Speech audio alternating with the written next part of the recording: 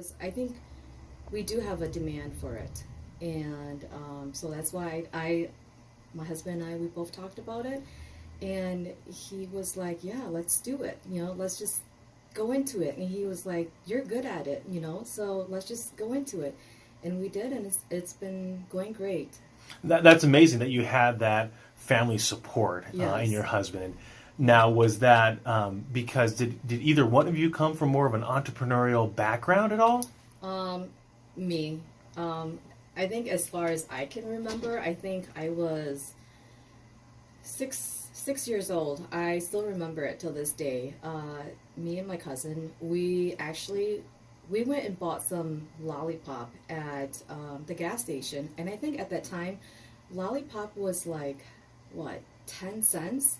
And, at that time, we thought we had a lot of money. I think we had like maybe 50 cents. So we went and bought like 5 lollipops, and we went knocking door to door to see if they would buy our lollipop, and we were selling it for 50 cents.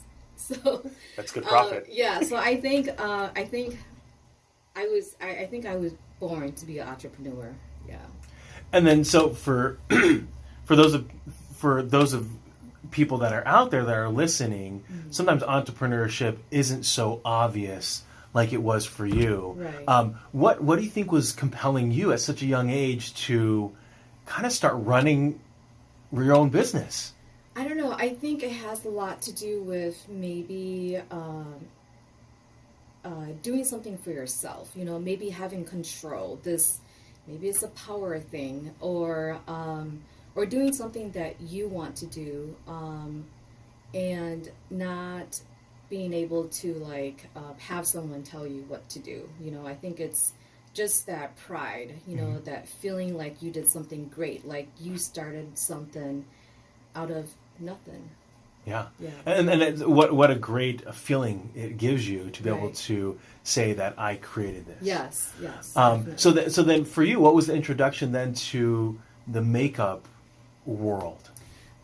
Seriously, one day I woke up and I said, "This is what I'm going to do." But I do have some background in art.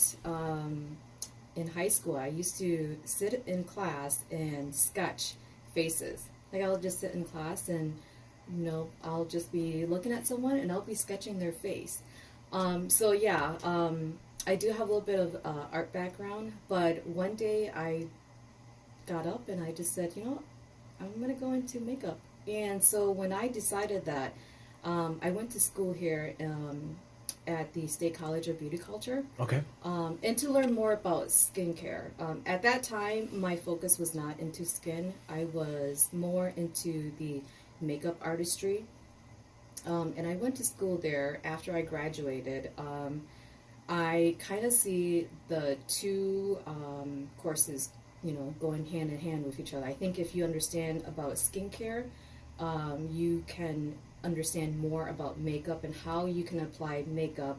And two, skin is so different. I mean, every person you work on, their skin is different, and you have to learn how to manipulate that skin to have makeup look nice in person. Yeah. So then, for you, how many years did it take you then to go through the schooling process? So the schooling process was 6 months. And after, when I graduated, then that's when you go and take your state board license and then get licensed. Okay. Yeah. So was it a little nerve-wracking to go sit for exams for... It was. Okay. When I took my exam, I thought that I seriously failed, because from what they teach you in school is totally different from the exam. Oh, wow, okay. Yeah, so you really... Hey there, everybody. Hope you're doing great. Just running in here to a meeting. Hope you're all doing well. One thing, I'm going to go visit the county administrator here, courthouse, jail. I kind of have this little saying that I'll say that we're all, every single person, 4 or 5 bad decisions away from being in a place like this. So if there's any opportunity to be able to give back, help them read, help them get employment, partner up, and helping true reform occur in these kind of institutions, I think they're powerful places for people that are making good decisions. So, before we cast judgment, let's first think about where circumstances they came from that got them, unfortunately, to these places. So, hope you're doing well. Sherm's out. Daily vlog here. Had a good morning. Met with shareholder, a partner of accounting firm, then went off to do the 93.3 FM, had on Vanexa Yang. That was awesome. She's an entrepreneur since the age of 6. She was selling lollipops. Then just last year in April, opened up her own skin and makeup salon. So super exciting for her. And she talked about passions plus talent minus fears will lead you to the success that you want. So it was just a great interview. And then went off, met with another ambassador from the chamber, and then was able to meet with Pam over at an employment agency, networking with her, just really well connected. Actually has a PhD, so she's consulted as an executive in her kind of side hustle, doing some consulting for Fortune 100 companies. So just a really great resource, and gave some really good advice. And then went home, wrote a bunch of little post-it notes for my wife. Remember the power of the post-it note. Today is our 2nd year anniversary. And then going off to meet here with the county administrator of Marathon County, largest county geography-wise here in the great state of Wisconsin. So hope you're doing well.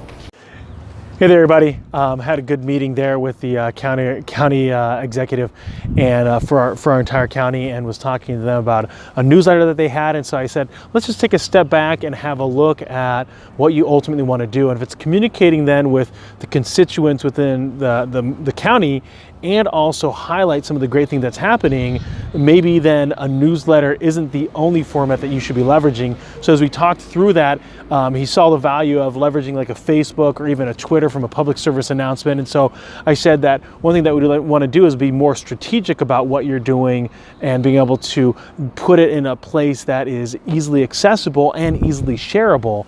And so it's really good conversations.